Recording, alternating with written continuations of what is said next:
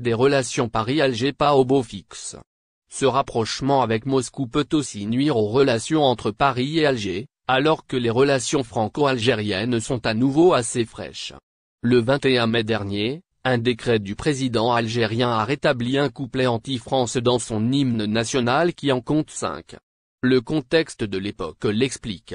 Aujourd'hui, je vous concède que cela peut apparaître à contretemps, a réagi Catherine Colonna, la ministre des Affaires étrangères, sur le site.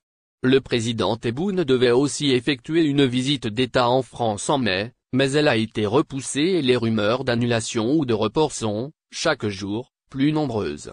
Abdelmadjid Tebboune estime que seul son allié russe pourra l'aider à garder son indépendance et sa liberté, en lui fournissant des armes et en nouant un nouvel accord de défense.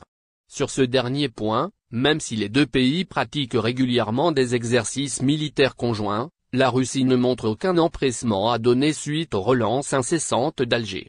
Il y a aussi la question du gaz. Avec la guerre en Ukraine, l'Algérie a augmenté ses livraisons vers les pays européens, mais ne veut surtout pas que cela nuise à ses relations avec le Kremlin. Le président algérien à Moscou, une visite d'État en grande pompe pour resserrer les liens avec la Russie.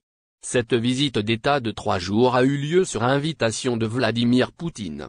Elle avait pour objectif de renforcer le partenariat stratégique entre Moscou et Alger.